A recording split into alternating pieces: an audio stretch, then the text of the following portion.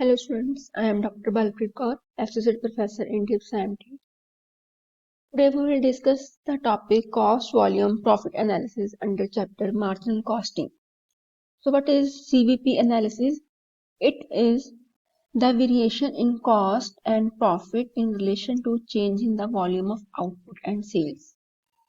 अगर हम इस नेम को देखें तो CVP हमें क्या बताता है? कॉस्ट, वॉल्यूम एंड प्रॉफिट, कि हम कितनी जो यूनिट्स है वो प्रोड्यूस कर रहे हैं और उसके लिए कितनी कॉस्ट आ रही है और उसके पीछे हम कितना प्रॉफिट अर्न कर रहे हैं. So it studies the variation in cost and profit in relation to change in the volume of output. कि अगर हमने अपना जो वॉल्यूम ऑफ आउटपुट चेंज किया है उसके साथ कितनी जो कॉस्ट चेंज हुई है और कॉस्ट चेंज होने से हमारा जो प्रॉफिट है उस पर क्या अफेक्ट आया. So and the output and sales is affected by a number of factors like internal and external factors which influence the amount of profit, the volume of output and sales. And the three factors CVP analysis are interlinked and interdependent, means cost, volume and profit. All these three factors are interdependent. As we know that profit depends upon sales, कि जो profit है हम कितना earn कर रहे हैं वो depend करता है सेल्स पे, और selling price to a great extent depends upon the cost, और कितनी हमने सेलिंग प्राइस किसी प्रोडक्ट की फिक्स करनी है वो हमारी किस चीज पर डिपेंड करती है, कॉस्ट के ऊपर, कि हमें जो प्रोडक्ट मैन्युफैक्चर करने के लिए कितना हमने जो खर्चा किया है. Volume of sales depends upon the volume of production which in relation to cost. So in CVP analysis, an attempt is made to measure the variations in cost and profit with the variations in volume. कि हमने इसमें देखना क्या होता है कि अगर हम अपना जो वॉल्यूम है, आउटपुट लेवल है, उसको अगर हम चेंज करते हैं तो उसका कॉस्ट पे क्या इफेक्ट आता है और प्रॉफिट पे. So if the volume is increased, means अगर हम जितनी आउटपुट प्रोड्यूस करें उसको इंक्रीज कर दे नंबर उसका, तो the cost per unit will decrease, क्योंकि हमें इकोनॉमीज ऑफ स्केल का बेनिफिट मिलता है कि हमें अगर हम जरा प्रोडक्शन करते हैं तो हमें जो रॉ मटेरियल अगर हम बल्क में परचेज करते हैं तो हमें कम रेट पे डिस्काउंट वगैरह मिलते हैं, तो इससे हमारी जो कॉस्ट पर यूनिट है वो डिक्रीज होती है और प्रॉफिट, जब कॉस्ट कम हो जाएगी राइट, तो जो प्रॉफिट है वो इंक्रीज होना शुरू हो जाता है. So there is direct relationship between volume and profit, but there is inverse relationship between volume and cost. जैसे हम अपना आउटपुट लेवल इंक्रीज करते हैं तो जो कॉस्ट है वो डिक्रीज होती है. So this analysis may be applied for profit planning, cost control, evaluation of performance and decision making. The next is main objectives. This analysis helps to forecast the profit fairly accurately. क्योंकि ये हमें जो analysis है वो हमें true picture जो show करता है, because it helps us to know the relationship between profit and cost on one hand and volume on the other hand. क्योंकि हम देखते हैं कि हम कितना जो हम कितनी आउटपुट प्रोड्यूस कर रहे हैं उसके लिए हमारा कितना खर्चा आ रहा है और उससे हम कितना प्रॉफिट अर्न कर रहे हैं. So it helps us in setting flexible budgets which indicates the cost at various levels of activity. तो हमें पता चल जाता है कि हमने अगर इतनी आउटपुट प्रोड्यूस करनी है, हमारी जो बजटेड आउटपुट और सेल्स के लिए हमारी कितनी कॉस्ट आने वाली है, तो उससे हम अपना जो एस्टिमेट लगाते हैं. This analysis assist in evaluation of performance for the purpose of control. कि हमें जब हम अपने प्रॉफिट्स को रिव्यू करते हैं उसमें पता चल जाता है कि हम प्रॉफिट अर्न कर रहे हैं या लॉसेस में जा रहे हैं, तो उससे हमें जो हमारी कह लो प्रॉफिटेबिलिटी और हमारी बेटरनेस का पता चलता है. This analysis also assists in formulating price policies by showing the effect of different price structure on cost and profit. कि अगर हम देखते हैं कि हमने प्राइस जो है वो हम फिक्स करते हैं on the basis of cost, कि हमें कितना खर्चा आया, उससे हम उसमें थोड़ा सा प्रॉफिट मार्जिन ऐड करके हम जो प्राइस है उसको फिक्स करते हैं. तो हम देख लेते हैं कि डिफरेंट प्राइस स्ट्रक्चर पे हमारी कॉस्ट कितनी आ रही है, हम कितना प्रॉफिट अर्न कर रहे हैं. This analysis also helps to know the amount of overhead cost. This analysis makes possible to attain target profit. इसको हम आगे जाके इसके प्रैक्टिकल्स करेंगे. अगर हमने टारगेट प्रॉफिट अर्न करना है तो उसके लिए हमें कितनी सेल्स करनी पड़ेगी to earn the desired profit. This analysis helps the management in taking number of decisions like make or buy decision कि whether to buy the product, raw material or spare parts or to manufacture. Suitable sales mix, dropping of a product. अगर हमने किसी product की production को खत्म करना है तो हम उसकी जो प्रॉफिटेबिलिटी है, जो कंट्रीब्यूशन है, उससे जज करते हैं. तो हम इन सभी के आगे जाकर प्रैक्टिकल्स करेंगे, वो आपको बेटर क्वालिटी देंगे, जो क्लैरिटी आपको आ जाएगी उससे. Next, assumptions of CVP analysis. Fixed and variable cost patterns can be established with reasonable accuracy that fixed cost remains static. हम इसमें assumption क्या लेते हैं कि जो हमारी जो वैसे हमने उस पहले डिस्कस किया था, जो marginal cost है that deals with the variable cost only. तो इस केस में क्या है कि जो फिक्स्ड कॉस्ट है वो हमारी रहती है स्टैटिक, मीन सेम रहेगी, और मार्जिनल कॉस्ट है वो वेरी करती है with the level of output. Next is selling prices are constant at all sales volume. हम असम्पशन लेके चल रहे हैं. Factor price remain constant, efficiency and productivity remain unchanged. In a multiple product situation there is a constant sale mix. अगर हम different types के product cell कर रहे हैं, टर्नओवर लेवल जो सेल्स है, वॉल्यूम है, is the only relevant factor.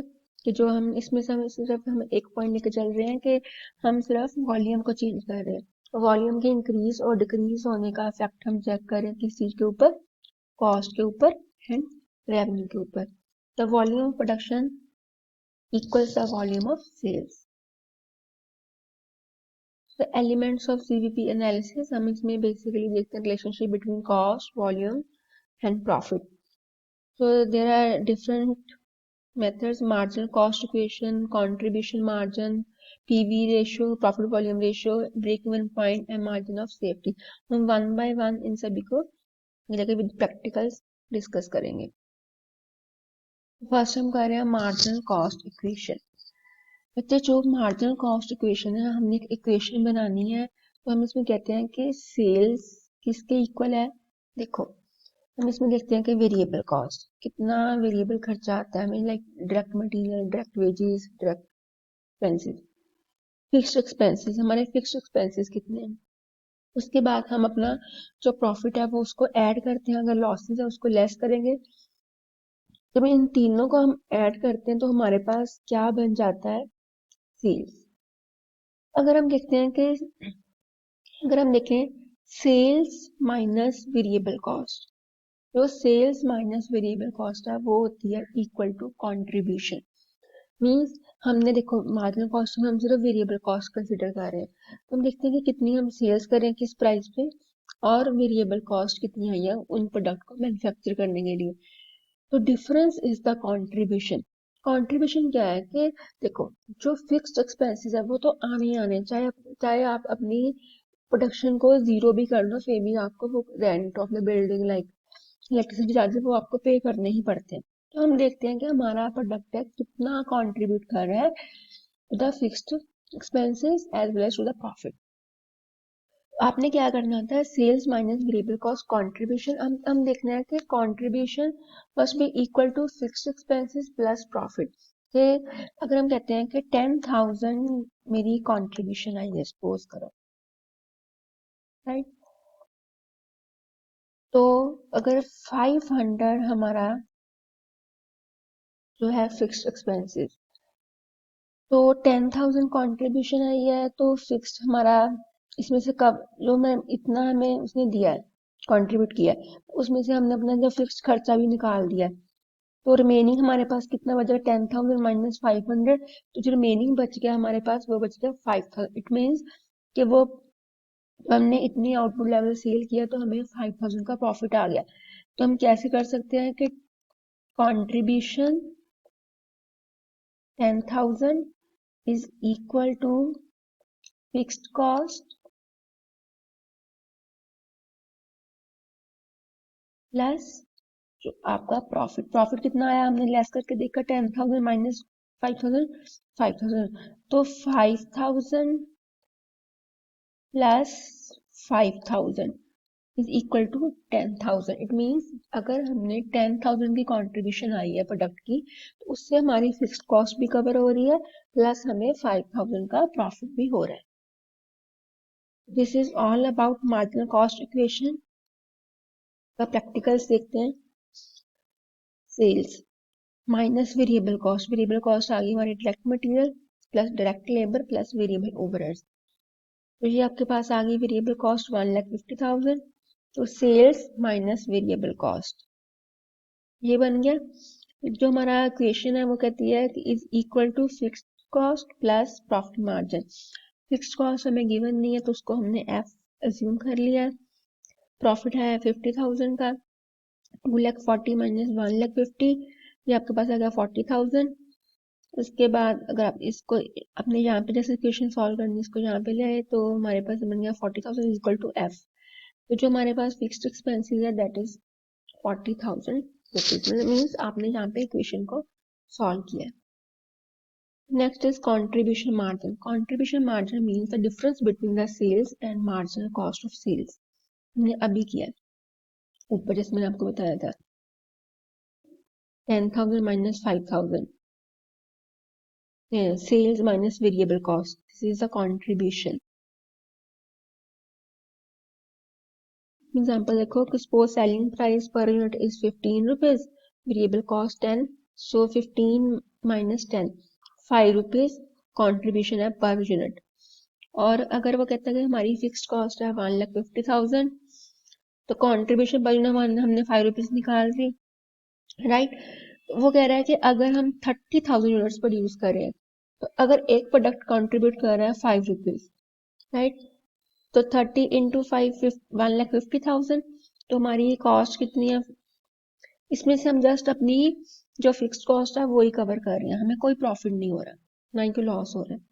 अगर वो कह रहा है कि सपोज करो कि 20,000 की आउटपुट है, तो कॉन्ट्रीब्यूशन कितनी है हमारी 5 रुपीज, तो ये बन गया 20 इंटू 5,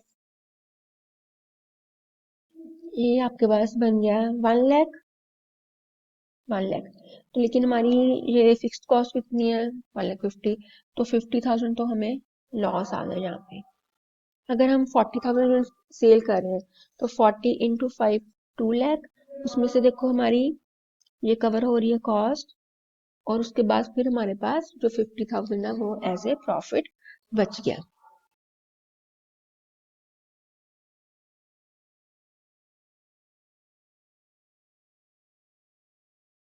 जो नेक्स्ट हमारे पास जो प्रॉफिट है, प्रॉफिट क्या होता है, सेल्स माइनस टोटल कॉस्ट।